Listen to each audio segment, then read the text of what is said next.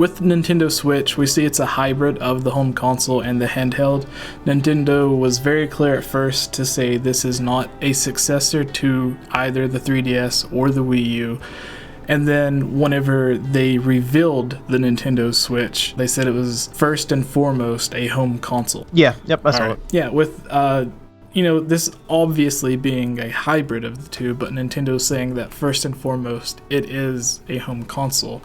How do you see them going in the future? Like earlier we talked about the job listing they had for a possible next-gen Nintendo console.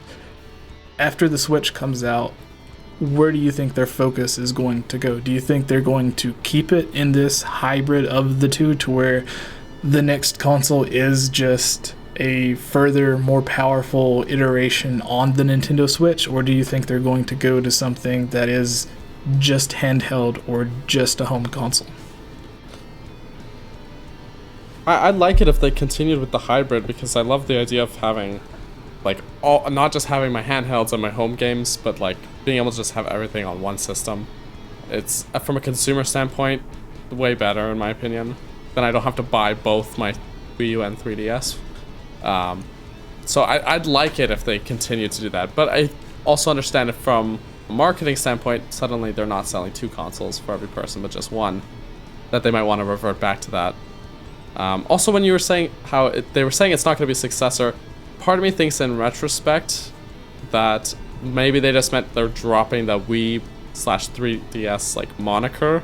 Yeah. Like, it's not the Wii and then the Wii U and then the Wii 3 or whatever. They're moving on from that. Well, but that it is the next console, right? Yeah, so they did something similar with whenever they first announced the DS. They said it wasn't a successor to the Game Boy Advance, but clearly we've seen basically the DS. Is. Yeah.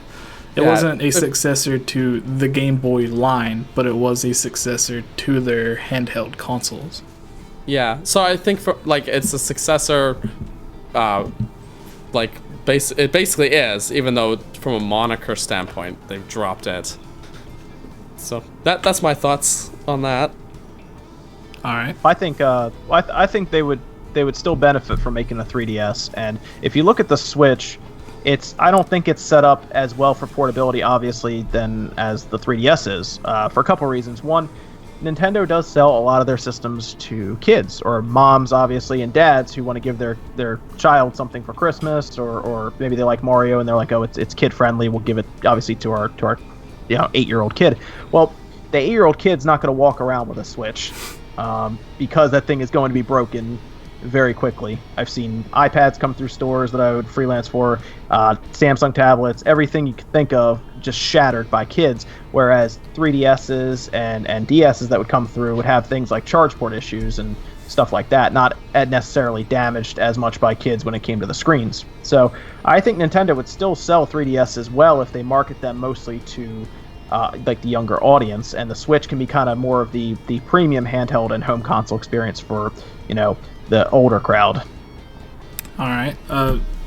Both of you had some very good answers there. Me personally, I think Nintendo is, depending on how well the Switch does, if it doesn't do as well as they hope, I think they could fall back to releasing a standalone on-the-go handheld console, and then market the Switch as more of a home console. That way they can still separate the two and maybe try to fall back on the success that their handhelds normally have. But if their Switch does come out and it is a huge success, I could see them potentially closing off whatever plans they have for their next home console, or whatever their plans are for the next handheld, and just staying on that one hybrid console. And then whatever ideas they have for potential mobile games could go on cell phones rather than whatever the successor to the 3DS or the Game Boy line could be. That's a strong possibility, but keep in mind, if they're going to keep the 3DS around, they have to keep some franchise as an exclusive on there, because for obviously decades now it's been Pokemon, and if, let's say, they take Pokemon from the 3DS line and put it on the Switch, we have that Pokemon Stars rumor. Yeah, but so they would have to keep something. They'd have to keep something like Fire Emblem on there. But again, if Switch is selling, like really well, they're going to be inclined to take that franchise and all of a sudden put it on the Switch, which could leave the 3DS without anything that really gives the person a reason to buy it. All right. And the final topic that I have here is basically when the Switch is fully announced next month, they come out, they have their presentation, they're showing off whatever games they're working on. What kind of games do you see coming out on this? Because we obviously know that there's going to be the big home console titles, like they showed off some third-party stuff like Skyrim or whatever. But you know, Breath of the Wild is the big Nintendo game that everyone looks at as this is, you know, you sit down in front of your big screen TV for however many hours a day and you play this as a home console experience. Now that's basically a portable on-the-go handheld game, and which is great, but it makes me wonder if the Switch is taking over both of these, what happens to, say, on the 3DS you had Super Mario 3D Land, and then on the Wii U you had Super Mario 3D World.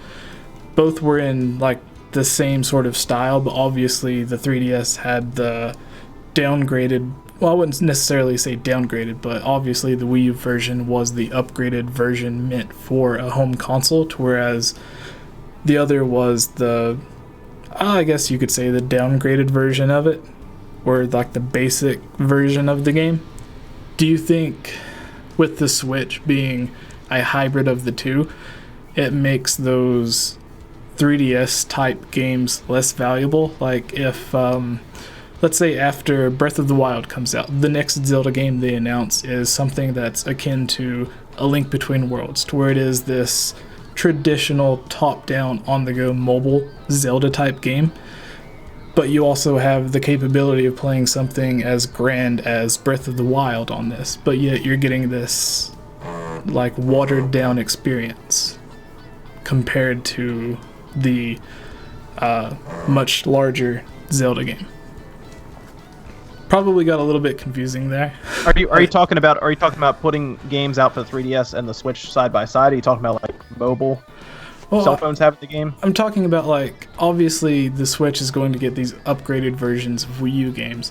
If the Switch is taking over the Wii U and the 3DS space, if they start releasing games just for the Switch as opposed to the Switch and the 3DS, you're going to get some of those games like A Link Between Worlds, Super Mario 3D Land, and they're going to be on the Switch alongside other games like Breath of the Wild or whatever their next big 3D Mario game is. And you're going to have those two versions of the same franchise kind of competing with each other. And right, it's going to come down to price though too, because maybe you get a cheaper Zelda game and a more expensive Zelda game, or maybe they do just do what you're saying, where they have two different types of games and you just choose, or maybe you just buy both. But I get what you're saying, because it could diminish the value of one over the other.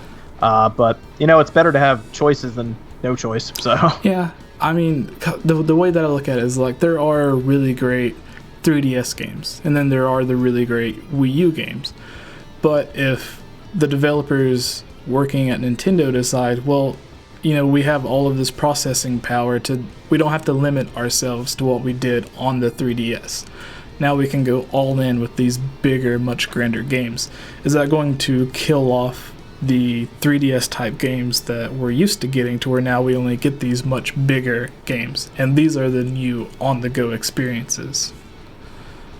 Yeah, I mean, if there's no 3DS around to play those games on, then yeah, I don't know why you wouldn't use as much of the Switch hardware as you can, unless you're an indie developer who's just developing indie games. Because more than likely, if you are one of their big franchises coming to the Switch, you're going to do what you can to make it shock and awe and make it amazing looking. Yeah. All right. Well, what are your thoughts on this, Daniel? I probably made it a little bit more confusing than I had it in my head. I don't know the right way to word that whole thing to make it as clear as possible, but I think you guys understand what I think was we'll still trying to have get like to. the indie developers though. Like we'll always have the Shovel Knight scene, as it were. And I think that's enough of a fix for me, like to have those sort of smaller scale experiences. Plus, if there's enough feedback, I think like there was a bit of a time where they weren't necessarily, but I feel like more recently Nintendo's been listening to feedback from their fans a bit more. And so I think if there's enough demand that they'll still pursue those kinds of titles. But maybe approaching it differently since they have less limited hardware than the 3DS did. Yeah, because the thing that I'm thinking about is, you know, we have Breath of the Wild as, this is just an example. Breath of the Wild's the next Zelda game. After Breath of the Wild comes out, you get that experience on the Nintendo Switch. If the next Zelda game they announce is something akin to what A Link Between Worlds was, or Triforce Heroes, to where it is the top-down, more toony style that's meant for what you'd expect on the 3DS, if that's the next Switch game that we get from the Zelda creators, I would love it because, you know, a lot of people love The Link Between Worlds, but I think a lot of the Switch fans would be like, well, if I have Breath of the Wild that I can now take as a handheld game, then what would be the point of playing this overall lesser experience? I feel like lesser is harsh. You know, it's like, I don't know, you have to appreciate it for what it is, I guess, but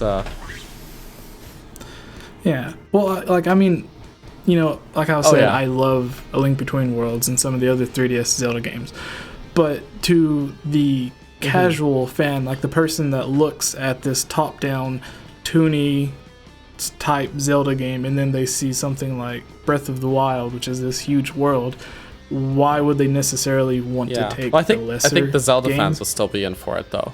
Because I've seen on like online people commenting worried that if the Switch is going to fulfill the role of both the handheld and the at-home console, that they're worried. Like, there are actually people worried that they're going to start missing out on these top-down Zelda games, and that they're just not going to be around anymore. That's kind of what I was trying to get to. That's a way better way to word it. Is basically like, I don't want to see it being the end. I don't either. Yeah, I really like The Link Between Worlds a lot. Especially. Yeah, but there are a lot of people that I've talked to where they do think, since the Switch is their new on-the-go system, that without having the processing power being limited in the way that it was the 3DS, you don't get those unique type of experiences. Now they're just going to go all in with whatever they can do on the console. People crave nostalgia and they crave like these unique experiences, right? So I think if people if they're playing to the nostalgia, I think that they could still pull it off, basically. I'm Daniel. If you like Jesse, you've probably seen me on Zelda Informer, where I make their YouTube videos, or some of them. And I also have my own channel called NSHG Films, where I do other non-Zelda gaming stuff. And that's me.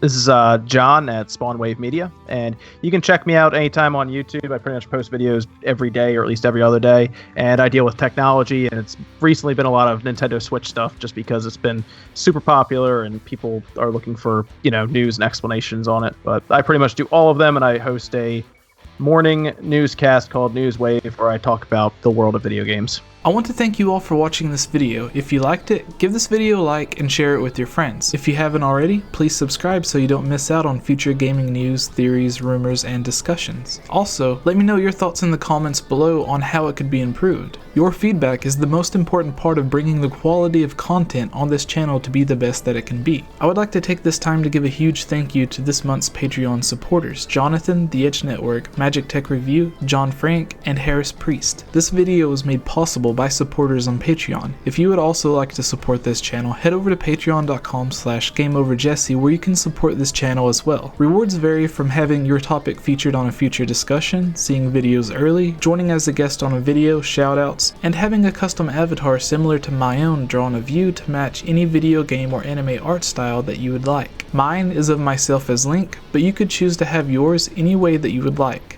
Finally, I would like to thank my friends CS Guitar 89 and Gnomo Designs for providing the music and artwork for this video.